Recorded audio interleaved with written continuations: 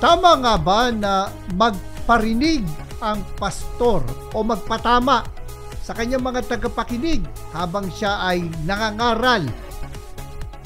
Ano nga ba ang sinasabi ng Biblia tungkol sa bully pulpit? Yan ang ating tatalakayin sa Expositors Edition, where we preach the word in all its simplicity, in all its practicality, in all its authority. Ako po, si Pastor Eric Cortez ng Feeling Best Community Christian Fellowship.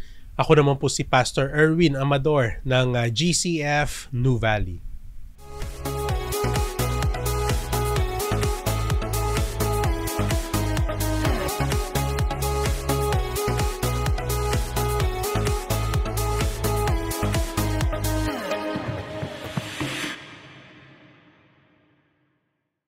Pastor Erwin, nung kasalukuyang nagbe-brainstorm tayo kung ano ang ating magiging paksa, ay ito yung isinadjust mo. Mm-hmm. Ano ba ang nagtulak sa iyo para imungkahi itong paksa na ito? Well, yung mga videos, 'di ba, na nag-viral, nagsimula yan doon sa merong lumipat na church, doon nag-umpisa eh. Actually, alam natin na sa mga Reels or TikTok, 'di ba, ay lumabas itong parang medyo may parinig sila doon sa lumipat na church, 'di ba? From their church to another church. At pagkatapos ng video na 'yon, sunod-sunod na marami ng mga lumabas na mga videos coming from their parang group of churches, parang magkakasama sila mga churches na mukhang hindi lang yung issue tungkol doon sa lumipat na church, may mga parang coarse joking, 'di ba? Alam natin nagbibiro yung tagapagsalita nila, pero mukhang hindi magandang biro, kagaya ng mga rape joke, 'di ba? Lumabas din doon sa kanilang sa kanyang sabihin na nating pagpipreach, ay mukhang nagamit niya pati yung rape joke, 'di ba? At mukhang doon sa joke na 'yon ay para bang it seems na kapag daw gwapo nga, 'di ba? Ay parang okay lang. Parang ganoon ang dating, tawag 'di ba? Ay kapag daw one gwapo, night, diba? One night stand. Oo, edi parang okay lang sa kanya ang premarital sex. Kapag Tapos ganyan kapag naman daw pangit, rape. Rape. Diba? So hindi maganda kasi yan eh. 'Di ba, coming from sa isang nangangaral ng salita ng Diyos, and even in public speaking nga, hindi nga magandang gawing biro yan. How much more, 'di ba, sa preaching, handling the word of God, ay mukhang hindi rin magandang klaseng biro. At sunod-sunod na yan, marami pang mga videos na lumabas. Yung binabanggit mo, yung video na actually it was like a skit. No, nasabi, ito yung nagsabi na lilipat siya ng church. Pagkatapos ay pinipicturean nila, di ba? Yes, diyan May nag-umpisa. mga pinagayahan niyang video niyan eh. Subalit, hindi nga naging maganda ang dating sapagkat ang naging reaksyon ng mga netizen ay ito ay shaming.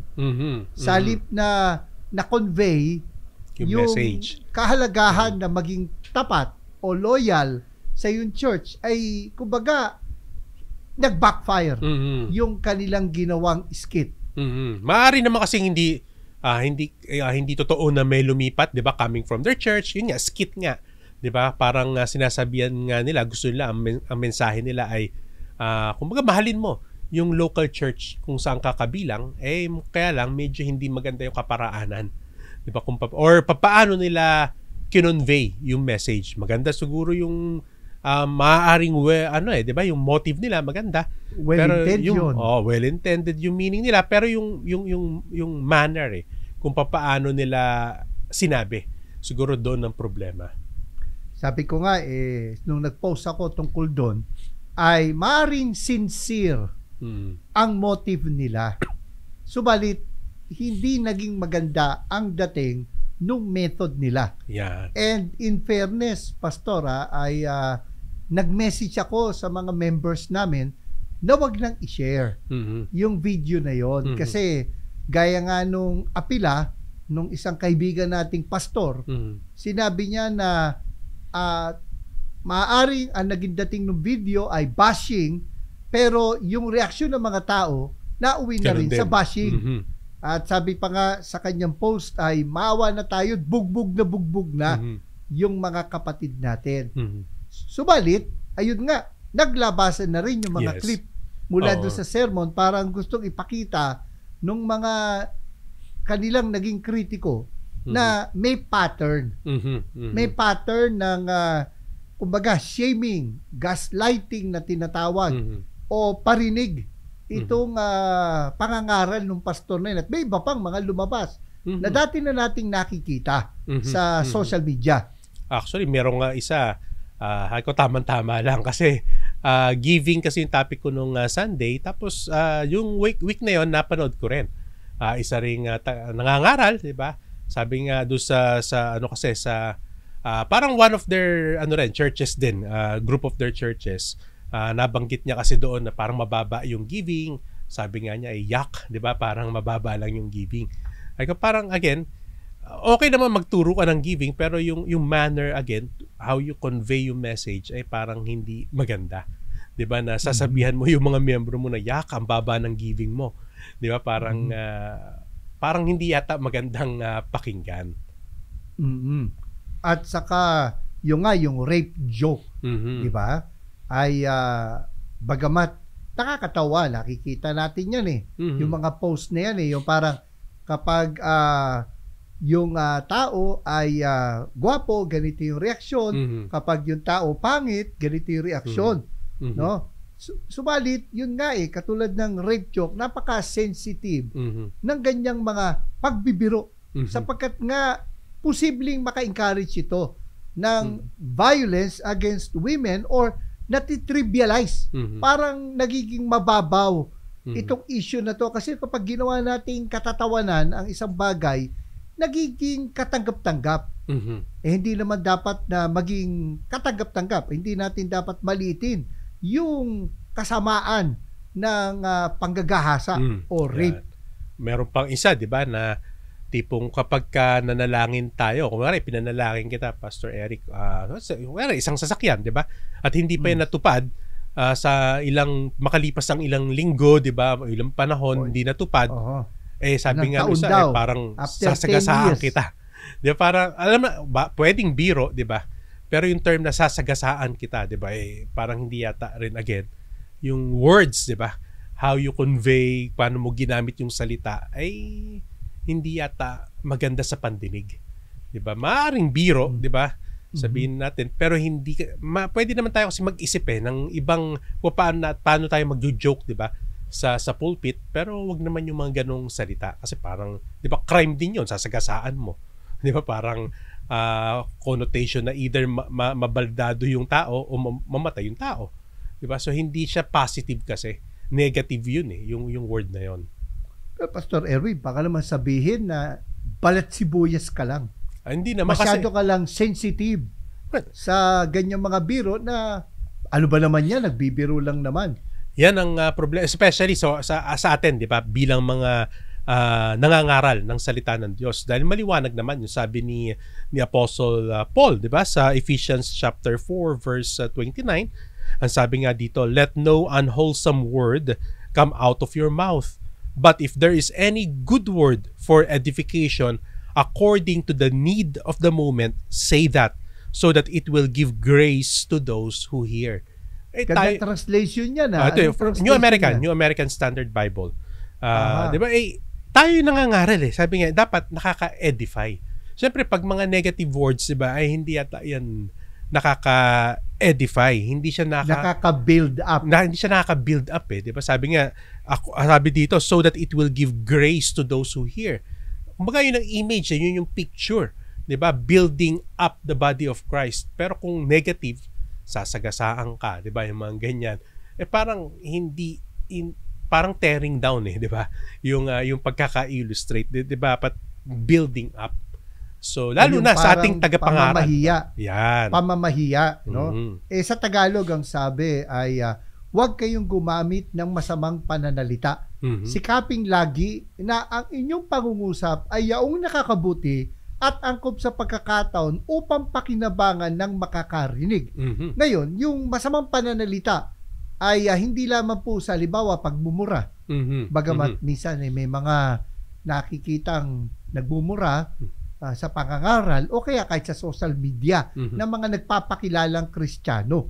Pero hindi naman porki hindi ka nagmura, hindi na pwedeng sabihin hindi na masama yung ating pananalita. Mhm. Kasi ang sabi, huwag kayong gumamit ng masamang pananalita, sikaping lagi na ang iyong pangungusap ay yaong nakakabuti, angkop sa pagkakataon, Mhm. upang pakinabangan na makakarinig. So kung yung ating sinabi ay hindi nakabuti, Mhm. hindi angkop sa pagkakataon, Mhm.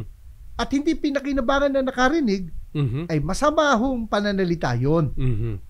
And Ayan. speaking of jokes, no? Yung katulad nun, yung rape jokes, Mhm. yung sasagasaan kita. Mhm.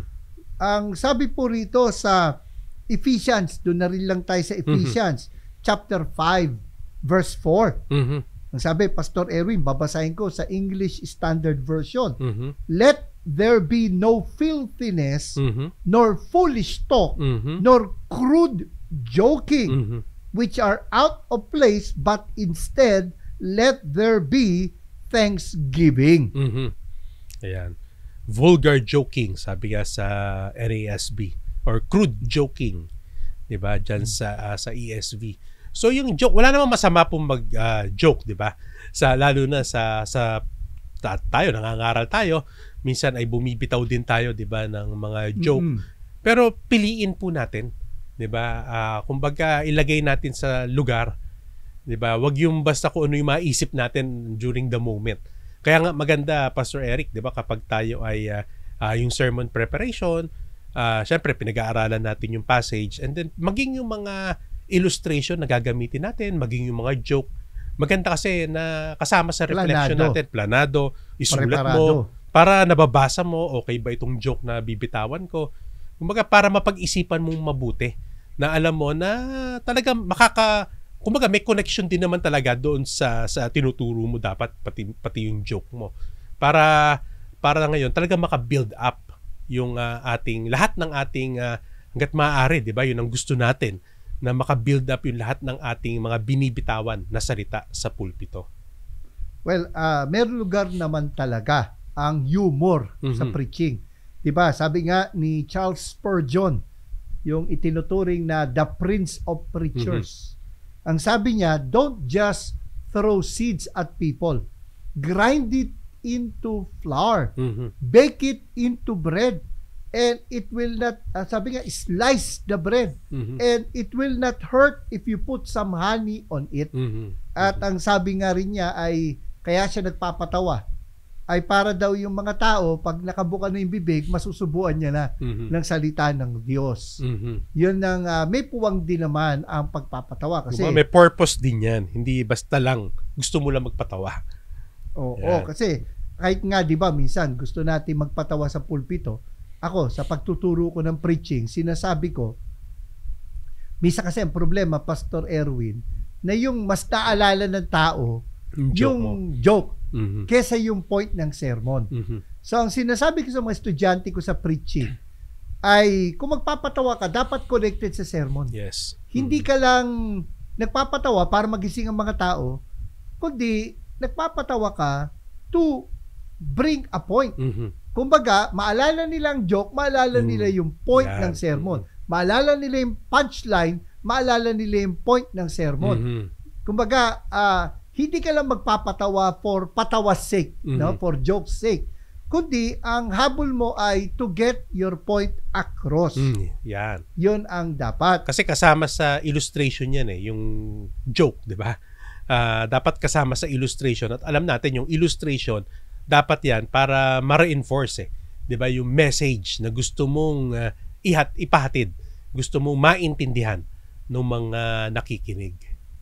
Pero syempre, dapat ingat din tayo, Pastor Erwin, dahil minsan, kakapatawa natin, baka sabihin na ng mga miyembro natin, Pastor, hindi ko na malaman kung yung susunod na sasabihin mo, totoo o hindi.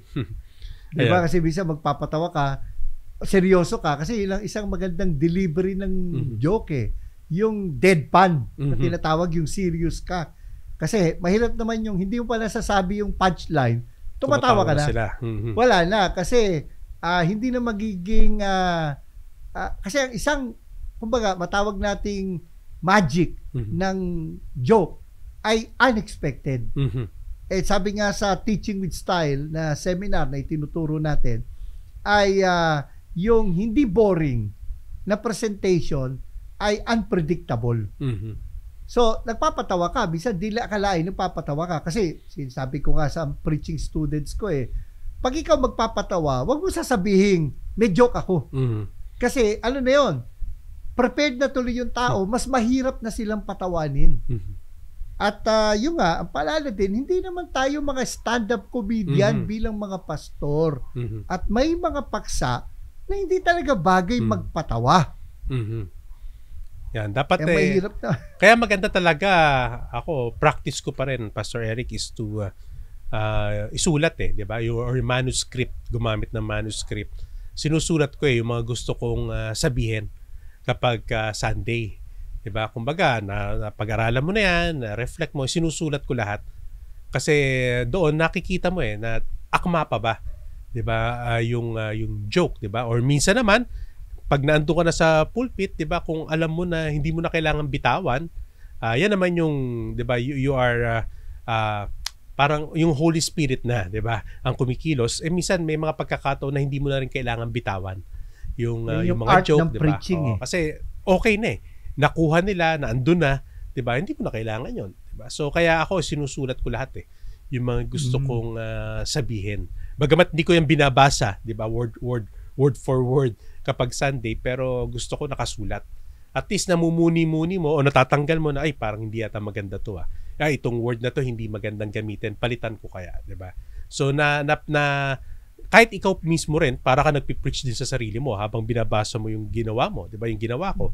At namumuni-muni, 'di ba? Napipili mo yung mga words na nabibitawan mo, lalong-lalo na sa pulpit. Well, at isa naman pinapaalala ko rin sa mga tinuturoan natin sa preaching. Iwasan din natin yung mga pagbibiro tungkol sa mga may kapansanan. Sapagkat meron akong asawang may kapansanan. Sa mga hindi ko nakakaalam, yung aking may bahay, si Ellen, ay putol po yung kaliwang braso. At saka yung aking bunso po, ay meron pong autism. And so, personally, ay kapag merong nagpapatawa, yung gagamitin yung isang kapansanan, kahit ano pa yan, kahit hindi autism, na bilang katatawanan, pinagsasabihan ko. I would really give the person a peace of my mind kasi nga bilang isang asawa at magulang na may relasyon sa mga tao may kapansanan, ang aking asawa, ang aking anak, hindi ko matotolerate yun. At nawa, sana, hindi dahil may asawa ako may kapansanan, hindi dahil may anak ako may kapansanan, ay hindi na ako sang-ayon doon. Dapat po talaga ay hindi natin tinotolerate ang ganong mga pagbibiro na ginagawa nating katatawanan ang kapansanan ng isang tao. Kasi nga, di ba, hindi natin alam, doon sa ating mga audience, maaaring sila mismo ay may ganong kapansanan or may anak or may kamag-anak, di ba? Na dapat isa-alang-alang natin yung kanilang mga damdamin. 'Di ba? Ano na lang yung kanila ding mararamdaman. Kaya maganda talaga pinag-iisipan. In other words, Pastor Eric, pinag-iisipan, 'di ba? Yung bawat preparation mo, talagang yung bawat bibitawan mo ay isipin mo. Mahirap talaga yung impromptu Diyan minsan nangyayari ang mga ganyan mga bagay. 'Di ba? Kapag kung ano yung pumasok sa isip mo, sasabihin mo. Kaya magandang muni-muniin po natin. 'Di ba? Tayong mga tagapangaral, bulay-bulayan. Na Tagalog nating dalawa. Pagmumuni, pagbubulay-bulay. Bago po natin bitawan sa pag-araw ng linggo, 'di ba? Sa ating pangangaral. At yung isa pang problema, pag ginawa mong katatawanan, again, natitrivialize. At tuloy, baka sila gawin nilang katatawanan yun. Makaisipin nila, normal yun. Na magpatawa sila tungkol doon. Yan. And I think talagang walang puwang sa pulpito ang ganong mga pagbibiro. Subalit may mas matindi doon, Pastor. Kasi pwedeng ito, maturing mo pang honest mistake Diba? Yung it does not know better, diba? Katulad nung isang senador na sinulatan ko na nagbiro tungkol sa tungkol sa autistic. Ginamit pa yung term na autistic. Ang tamang term kasi, people with autism. At sinulatan ko talaga. At ang sinabi nung senador, pasensya na, lumaki ako sa henerasyon na ginagawa itong katatawanan. Hindi naman niya justify. Sinabi lang niya na yun ang kinalakan niya and sinabi niya na next time, hindi niya nagagawin. At hindi ko na nga narinig sa kanyang mga speeches ang ganung mga pagbibiro. So maganda rin kung sakali na yung pastor natin may binitiwang ganung mga pagbibiro ay kausapin natin ng personal at may paggalang na ituwid natin ang ating pastor. Maayos na pakikipag-usap. Kasi maaaring honest lang honest mistake. Honest pwede mistake. Naman yun pwede talaga mangyari yun Subalit, ang mahirap pastor, itong tinatawag na bully pulpit. Ito na yung nagpaparinig o namamahiya o yung tinatawag nating namumulpito. Diba? Ano ba mga example, Pastor Erwin, ng ganung pamumulpito? Yung minsan, alam mo na, di ba? Yung isang tao, kunyari, ay may ginawa, di ba? Tapos, yun talaga, ipipinpoint mo Kumbaga, yung mismong kasalanan nung tao na yon, yun ang gagamitin mo. Dahil, alam mo, na siya talaga nasa isipan mo. Yung iba naman kasi nagtatago pa sa, hindi, general yan, di ba? Generic, kumbaga. Pero minsan, motibo yun alam mo na na yun ang ginawa. Imbis na i-correct mo siya, ng kayo lang muna, gagamitin mo yung pulpit para patamaan. Ayun, yun yung term, di ba? Yung pagpapatama, di ba? Nagpagpaparinig. Yung iba, minsan pagpaparinig, di ba? Yan tayo sa mga Pilipino. Nagpaparinig ka, di ba? Doon sa isang tao. Dahil yung mismong example mo, yun na yun Kumbaga, alam mong siya yung tatamaan. Hindi naman ito yung parang, di ba, yung mga natin, laging kasabihan natin na bato-bato sa langit ang tamaan, huwag magalit. Alam ko, bato-bato sa langit ang tamaan. Ikaw na yun, di ba? Minsan, alam mo kasi na siya talaga yung tatamaan. Kumbaga, bumato ka, siya yung target mo talaga. Hindi yung talagang, kasi meron naman talagang, siyempre, pagka marami namang scene, di ba, sa Bible na pwedeng pag-usapan, nandyan yan, talagang may tatama dyan. Parang naalala ko yung isang na-post mo, di ba? Na, pastor, kasi ito, nangyayari din naman sa amin, although umalis na yung tao, di ba? Iba nga yung kanyang school of thought. Kasi alam ko naman, yan ang normal normal na accusation. Di ba? Kapag medyo hindi kayo magkasundo, hindi ka kabilang, di ba? Kunyari sa school of thought na kanyang, yung favorite niya ba? Parang ganyan. At sasabihin, parang sinasabi nila, you're soft pedaling on sin. You're not preaching on sin. Sabi ko, and you're compromising. Oh, di ba? Ng mga banat Tumadaan tayo dyan. Ano pa bang syempre hindi naman palaging linggo-linggo yun ang passage. Mayroon din namang ibang mga passage na kailangan mong i-preach, di ba? So yung sa post ko, sabi, pastor, why don't you preach on sin. Such and such sin? Tapos sabi nung pastor ay tell me. Sige, sabi mo sa akin anong struggle mo, anong sin mo, ano ang topic ko. Ayaw naman. Hindi, ito yung topic na sinasuggest ko. Bakit mo gusto pakinggan ng tungkol sa kasalanan ng iba pero hindi tungkol sa kasalanan mo? Yun ang di ba? Unless maganda magsabi talaga yung tao na, pastor, i-preach mo nga ito kasi ito yung struggle ko. Sige. At least hindi siya magagalit, di ba? Kung pinpoint, di ba? Yung example mo, yung kasalanan na yon. Kaso mo ang gusto ng iba ay yung kasalanan ng iba, hindi yung kasalanan mo. Di ba? Parang hindi, wag natin pag-usapan, pastor, yung kasalanan ko. Ang pag-usapan natin yung kasalanan ng kapitbahay ko.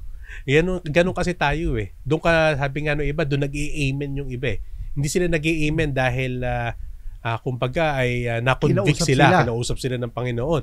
Hindi nag-amen sila dahil tinamaan yung kapitbahay nila. Di ba? So, o yung katabi yung nila. Amen parang katulad nung sinabi nung Pariseo at nung tax collector, di ba? Yung Pariseo sabi, Panginoon, salamat sapagkat hindi ako magnanakaw na katulad ng publikano o ng tax collector na ito. Di ba? Yung baka yung pag-amen nila di katulad ng iba dyan. Di ba? Parang ang nangyayari na ay nagagamit na ang pulpito sa pamamahiya. Ayan. Wag hindi dapat, 'di ba? Bagamat talagang pag tayo nangaral, lalo na for example, kasalanan, talagang may tatamaan. Mismo tayo na tagapangaral ay tatamaan. Dahil kahit naman ako bago ko ipangaral yung isang passage, 'di ba? Talaga naman nangungusap ang Panginoon may conviction, 'di ba, na tatamaan at tatamaan ka. Kaya nga magandang rule of thumb din, Pastor Eric. Ako sa illustration na pag-usapan natin to kanina, at ginagawa ko rin 'yon na kung medyo may kapalpakan na lang, tawagin na natin kapalpakan, 'di ba? I-example ko na lang sarili ko na ito ako sabit ako dito. Katawa-tawa. Yan, 'di ba? Or kung meron mapapahiya pa, ako na. Tayo na 'yon. 'Di ba na ako struggle ako dito Aaminin ko 'yon, 'di ba? Pero kung positive naman, syempre ipagpapaalam natin 'yan doon sa tao. Kaya may testimony siya na kinuwento sa akin. Yan. At sabi ko, maganda yan Pwede kong magamit, 'di ba? Alam ko may passage ako, naalala ko. Ako, nagpapaalam ako sa tao na pwede ko bang gamitin kwento. Maaaring hindi ko nakababanggitin ikaw. Sasabihin ko, or kung gusto, banggitin ko rin yung pangalan mo para talagang alam nila na totoo. Diba? Kumbaga, buhay talaga. Kumbaga, na-experience talaga tong katotohanan na ito. Parang ganyan. Okay lang ba na gamitin ko? At kapag umuo yung tao, tsaka ako gagamiting illustration. Kasi kalimitan naman, pag gumamit ako niya patungkol sa ibang tao, yung magandang ending. Parang ganon. Yung pangit na ending sa akin na lang yun. Ako yun. Diba? Pero pag magandang ending, sa kanila yon. Alala ko, nung ang topic ko ay tungkol sa anger, ay binigay ko example yung minsan mainitin ang ulo ko kapag nagmamaneho ako. Mm-hmm. Yun yung, kumbaga ako na. Mm-hmm. Pakita ko rin sa kanila na ako'y katulad din nila na nag-i-struggle sa anger. Kasi ang problema ay kapag palagi naman tayo ang bida, no? Para tayong yung isang fast food na may bubuyog, pabida. Yan sabi nila, bida-bida. Ang problema, kapag tayo ay palaging tayo ang bida, isipin ng mga tao, ay, naku, hindi ko magagawa yan kasi hindi naman ako katulad ni pastor. O kaya, kapag naman palagi ikaw yung bida, palagi ikaw yung magaling, palagi ikaw yung banal, kapag naman nagkamali ka, sumablay ka, ay matinding disappointment kasi you have set sobrang taas na expectation sa iyong pagkatao.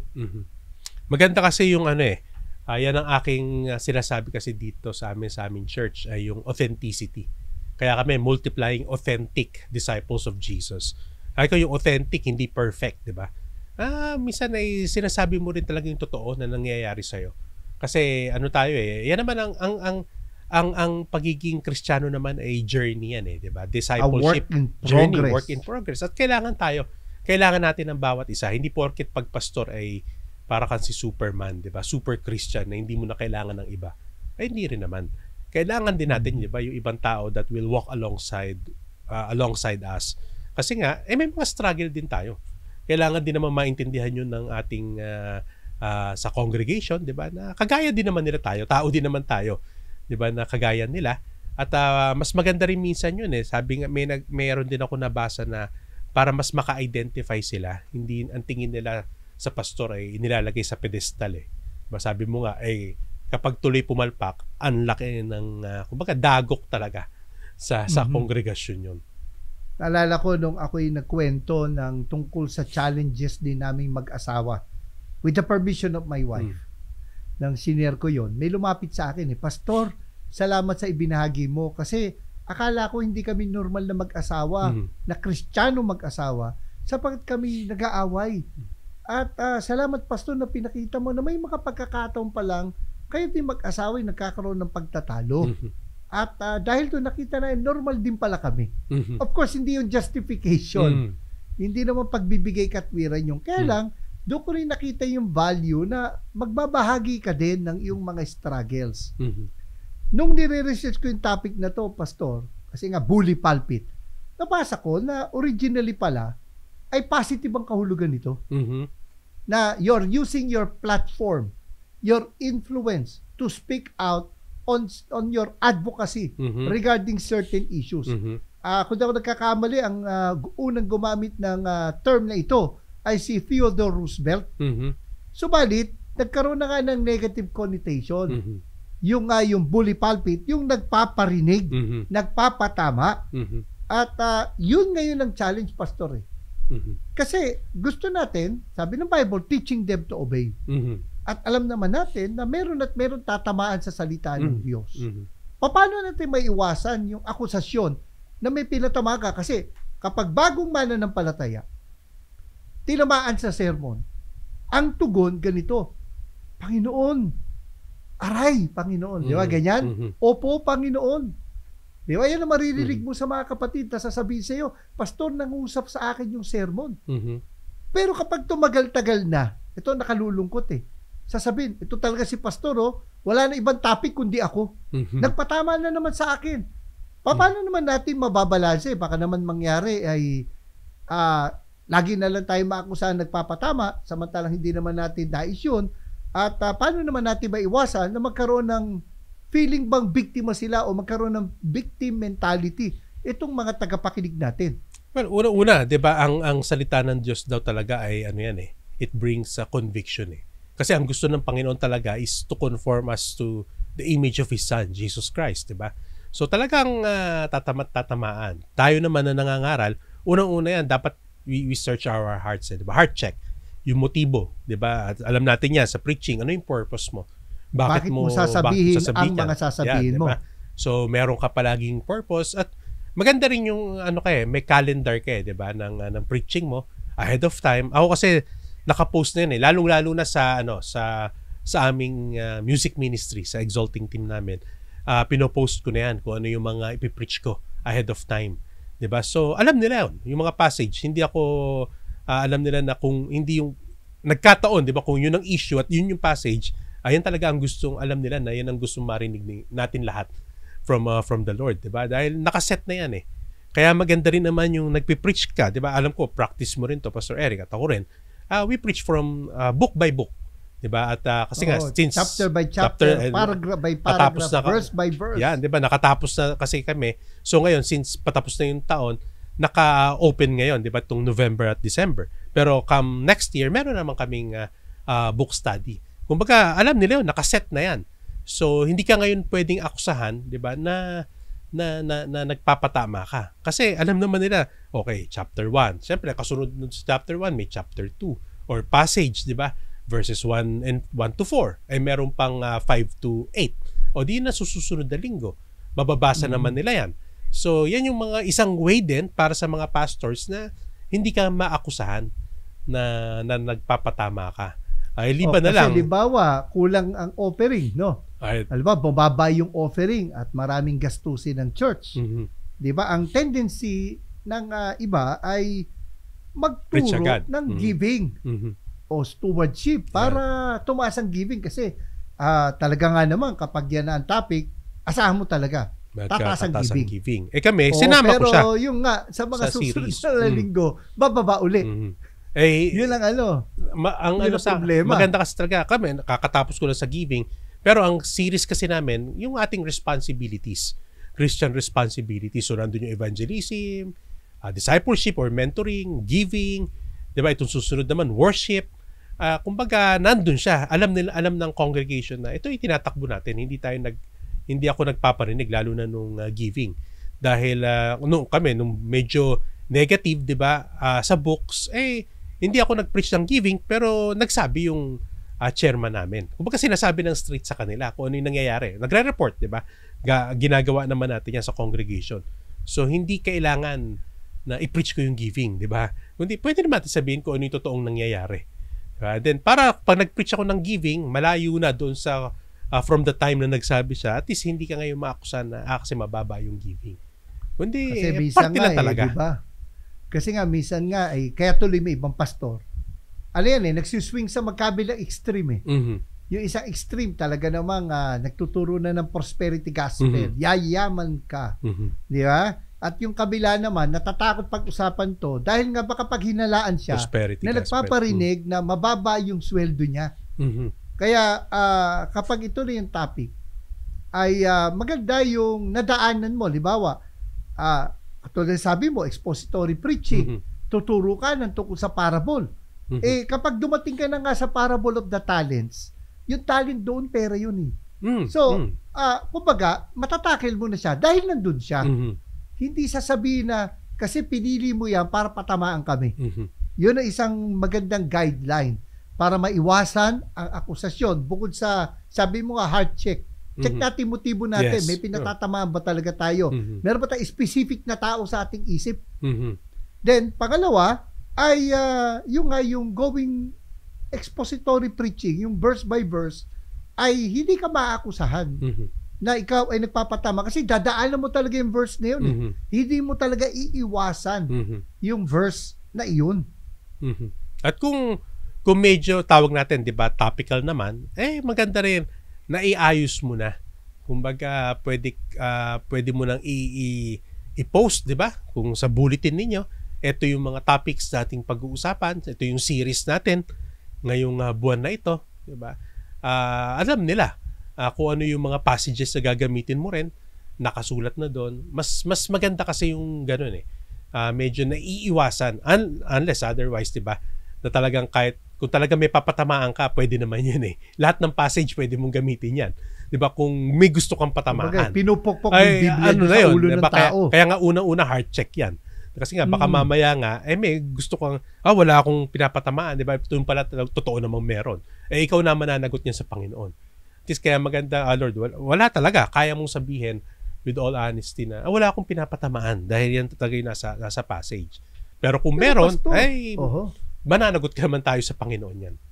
Pero Pastor, siyempre kapag tayo ay nagtuturo, kasama naman sa iniisip natin yung paano ba i-apply. Yes, kasama yon. 'Di ba? Kasama yon. Hindi isang tao, 'di ba? Lalo na kung may gusto kang i-pinpoint sa kanya na mali. Ibang usapan yon, 'di ba? 'Di ba kasi nga may pattern yan, HBLT Hook, book, look, took. 'Di ba yung siyempre hook, yung magandang introduction, book, kung anong sinabi ng Bible sa topic na yon, look, ano yung mga possible application. Then two is basically a very specific application. Now, sa pag-aaral natin sa preaching, ang isa sa pinakamahalagang tip na natanggap ko sa isa sa mga nagturo sa atin ng preaching, si Don Sunukyan, no?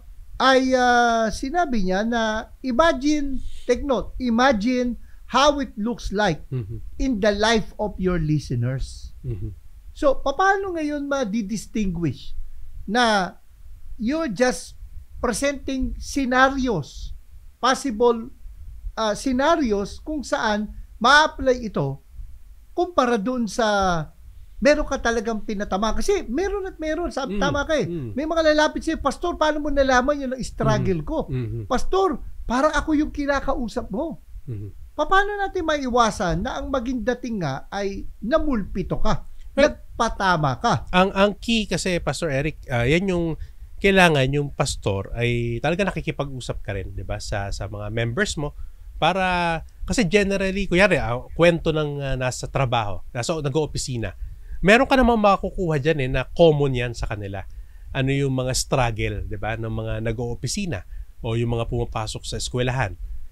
Meron kang mapupulot sa kanila, kakausap mo sa kanila na mukhang ito yung common problem sa kanila. So yun doon mo huhugutin 'di ba, yung application na for example ito yung passage, paano kaya ito i-apply 'di ba sa mga nasa inyo na nasa mga opisina, 'di ba, kasi kakausapin mo sila 'di ba, nasa workplace, nasa school, paano mo i-apply sa loob ng bahay. Alam ng pastor yan dahil lalo na kung may pamilya yung pastor, common yan, alam mo yan, kung ano yung nararanasan mo, nararanasan din ng ibang pamilya yan So makakapagbigay ka ng mga example sa pamilya. Ngayon yung sa workplace, ayan yung challenge, kaya kailangan alam mo. Lalo na kung yung pastor ay walang background din, 'di ba? Hindi nakapag kumbaga diretso ka sa pagpapastor, merong mga ganyan Kumbaga hindi mo alam kung ano yung nangyayari, kausapin mo yung mga miyembro mo sa business, sa negosyo. Kausapin mo yung mga negosyante. Makukuha mo yan kung ano yung common na mga struggle nila na pwede mo silang matulungan or paano i-apply yung passage. Yung mabipreach mo, magko-connect ka sa audience mo. Kumbaga, di ba sabi, dalawa yan Ang preacher daw, dalawa yung paa niyan. Yung isang paa nasa mundo doon. Sa mundo ng Biblia. Tapos, at yun papasok na yung interpreting the word. Tapos, yung isang paa ay nasa mundong kasalukuyan. Yung ngayon dito. At yun naman interpreting the world. So, kailangan makonect mo yun, mabridge mo yun. Yan. At kaya importante talaga sa isang pastor din na kausap mo, 'di ba, yung mga miyembro ng congregation, nakakausap mo sila, tawag nga natin sa Tagalog, 'di ba, nakakadaupang palad, 'di ba? Kumbaga, alam mo Ganado ka mag-Tagalog ng diba? malalim ngayon Yan ang pinag-iisipan ko kasi para sa paper din yan, eh, 'di ba? Ano yung mga Tagalog words na pwede ko ilagay doon sa paper. Kailangan gumamit, sabi ng may nag-advise sa akin, gumamit ka diyan ng mga salita natin na wala sa banyaga, 'di ba?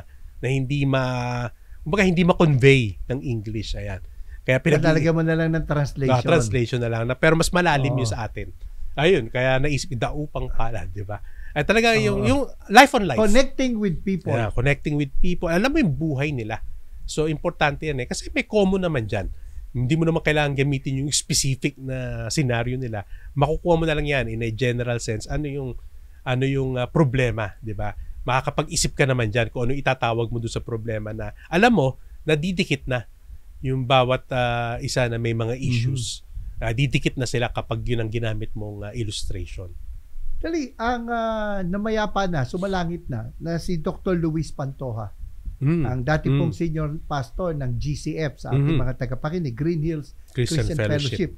At sa mga ibinahagi niya sa mga preaching seminars na nadaluhan ko, ang sinasabi niya ay he would buy a person breakfast or he will treat him for coffee, and then kapag yung nagre-research na siya sa topic niya, i-share niya dun sa tao, tatanungin niya kung anong bahagi ng buhay mo yung aakma itong message na to.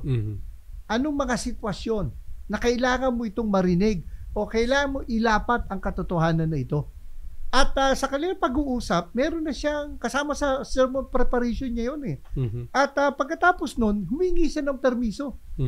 Kung pwede niyang ibahagi yun. At kung hindi man, babanggitin lang niya bagamat maaaring specific yung application, pero nakikita niya, alam mo, 2 birds in 1 stone yan, pastor eh. Napaka-simple, napaka-practical ng kanyang message. At the same time, yung mga nakausap niya, attentive. At makikita, magkakatingin din sila kapag share niya na yung application makikita niya, napapangiti na yung tao. Pero yung humingi din siya ng permiso. Yes. Paano, pastor? Halimbawa, yung mga kwento tungkol sa ating mga anak. Kasi, yun na nga daw yung ang paboritong illustration ay yung mga anak at yung mga anak tuloy napapahiya sa pangangaral ng kanilang magulang.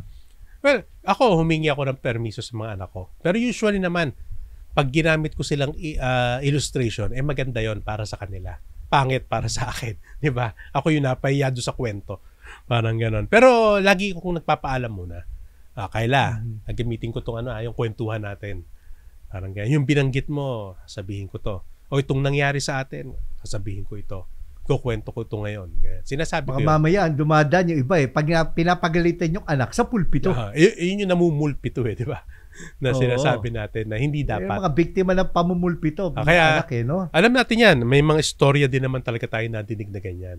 Kaya maganda yung mga counseling. Kaya, counseling, pastor. Paano yun? Ako po, pagka may counseling, kapag may kinuwento, lalo na positive naman, kumbaga nag-ending na ng maganda.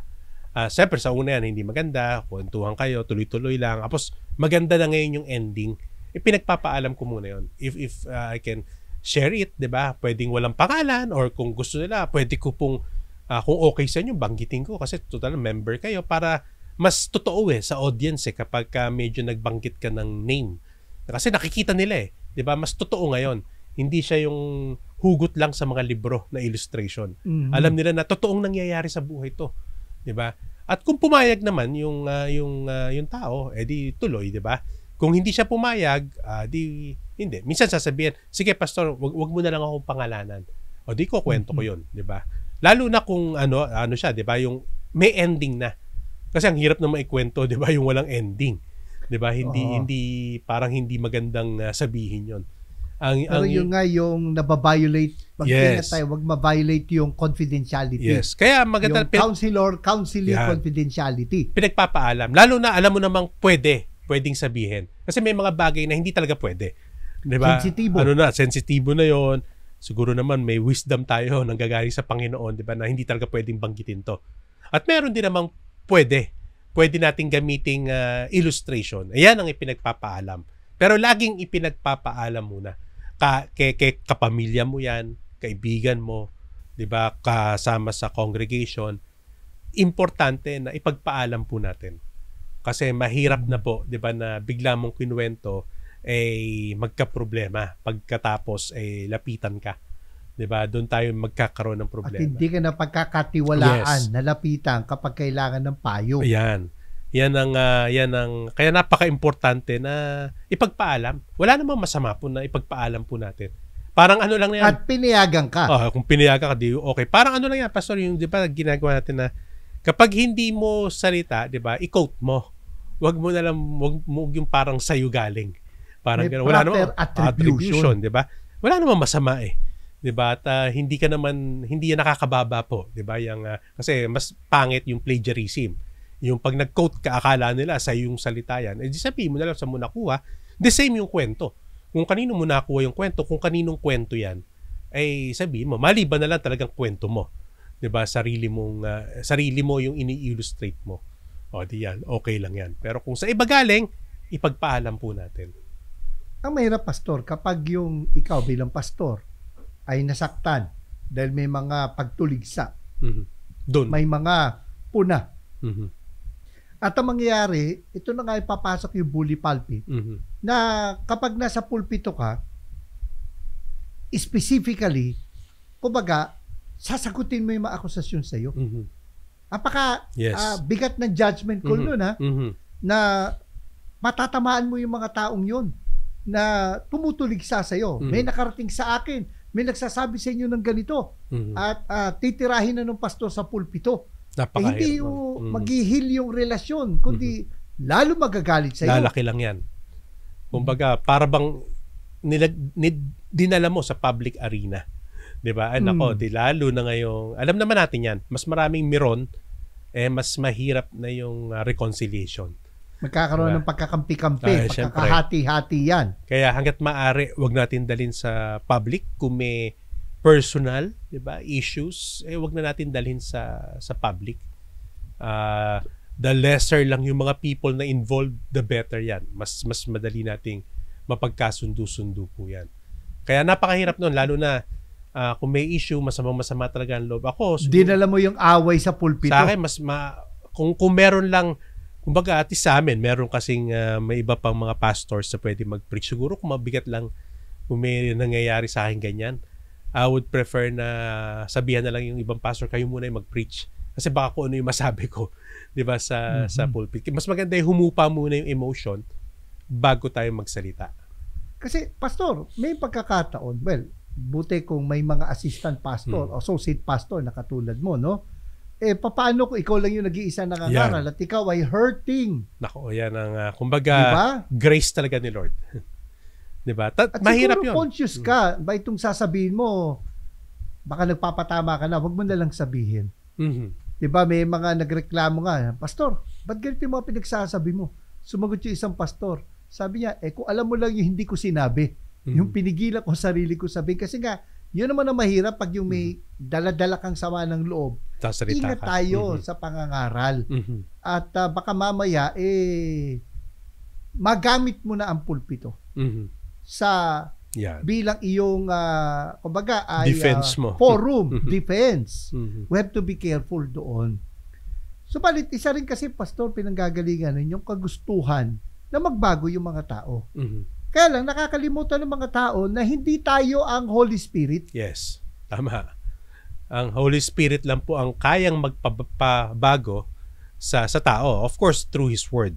Ang mga mangangaral, ginagamit ng Panginoon yan, di ba? Para ipangaral yung salita ng Diyos. At yung salita ng Diyos ang magpapabago Magpapabago doon sa tao. Of course, through the Holy Spirit.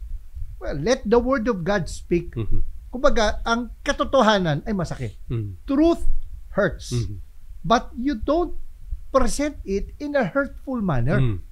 Parang halimbawa, yung pagkakaiba ng kutsilyo sa scalpel. Mhm. Ang kutsilyo, di ba, yung mga pwedeng gamitin sa pananaksak yan. Mhm. Di ba, pwedeng makasakit yan.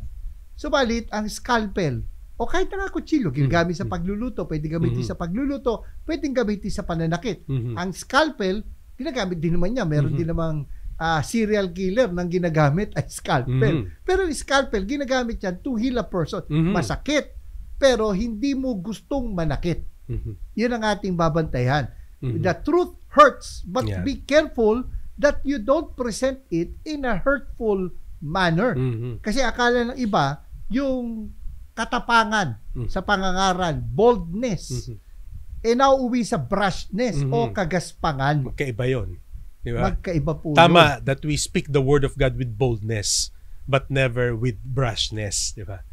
Tama. At sabi nga ni Pablo sa 1 Thessalonians chapter 2, sabi niya rito sa verse 2, "But though we had already suffered and been shamefully treated at Philippi, as you know, we had boldness in our God to declare to you the gospel of God in the midst of much conflict." We had boldness in our God to declare to you.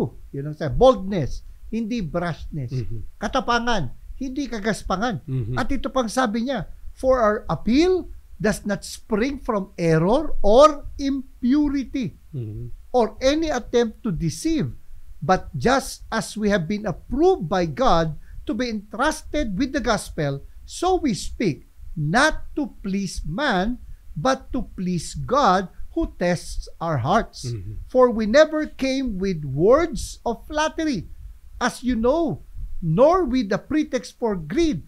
God is witness." And then sabi niya ito, sinabi niya rito sa verse 13, "And we also thank God constantly for this, that when you received the word of God, which you heard from us, you accepted it, not as the word of men, but as what it really is, the word of God, which is at work in you believers." Yan. Kumbaga, let the word of God do its work. Diba? Dahil totoo naman yan na salita ng Diyos ay talagang magpapabago po sa atin yan. Especially kapag ina-apply po natin yan. Remember, truth does not change lives, but truth applied change lives. Kailangan i-apply natin para magkaroon ng pagbabago sa ating mga buhay. At hindi ho makukuha sa parinig. Hindi makukuha sa patama. Kasi sabi nga sa isang quotation, "A man convinced against his will is of the same opinion still." Ang taong kinukumbinsi ng labag sa kanyang kalooban ay mananatili sa kanyang paninindigan. Kaya maganda rin naman na, totoo, we persuade men. We correct men. Diba? Yun naman sinabi sa preaching. Diba? We rebuke, we exhort, pero let the word of God be the one na who would do the rebuking. Hindi yung talagang, minsan may mga talagang tutukuyin pa sa audience. Yung kasalanan nung specific na mga tao. Kahit na hindi pinangalanan, distracted yung mga tao. Sa na isipin nila, uy, kinakausap ako ng Lord. Ay isipin nila, buti lang dito siya, narinig niya yung salita ng Diyos. Tuloy, nangyayari ay iniisip nila, ang salita ng Diyos ay para sa iba. Hindi para sa kanila. So maganda na maalala natin na ito ay hindi tayo ang Espiritu Santo. Yan. At ang pulpito ay kumbaga sagrado yun. Yan. Dapat ay hindi Word natin of God. gamitin para sa sariling agenda. Kailangan nating paalalahanan, 'di ba? Tayong mga nangangaral ay salita ng Diyos ang dala-dala po natin. Yan ang ating tinatayuan, 'di ba? At kailangan po nating galangin 'yan, 'di ba? Hindi natin gagamitin yung salita ng Diyos para magparinig, 'di ba? Kundi galangin natin yung salita ng Diyos para ihatid talaga natin sa mga sa congregation para matutunan nila kung sino nga ba ang ating Panginoon at ano ang sinasabi ng kanyang salita. Sapagkat pag hindi tayo nag-ingat, itong mga bully pulpit, yung mga pagpaparinig, pagpapatama sa pulpito, yung parang pinapagalitan mo na yung mga tao, it's a form of spiritual abuse. At baka mamaya ay sa halip na mga tao ay maging malambot ang puso sa pagtanggap sa salita ng Diyos, lalo pa silang magmatigas. At sa halip na tanggapin ng katotohanan ng Diyos, ay kanila pa itong itakwil. Marami pong salamat sa inyong pagsubaybay sa isa na naman pong mayamang talakayan dito po sa Expositors Edition. Huwag niyo po kalilimutan na mag-subscribe sa aming YouTube channel at hit the notification bell para po wala po kayong ma-miss na episode natin. Hit the notification bell and kung kayo napagpala ng ating talakayan, paki-like, paki-share po sa inyo pong social media accounts ang ating pong discussion. Para din po inyo kaming sundan sa Facebook at sa Spotify. Ang Expositors Edition ay mapapakinggan dyan po sa Bicol Region sa pamamagitan ng CARE 104.3 D-Way FM at maging sa Mindanao sa 1116 DXAS, your community radio sa Zamboanga, Basilan, Sulu at Tawi-Tawi. Ako po, si Pastor Eric Cortez na nagpapaalala, ang katotohanang nagpapalaya, katotohanang isinasagawa. Ako naman po si Pastor Erwin Amador na nagsasabi po sa inyong be intentional in studying the Word of God, then be intimate with the God of the Word.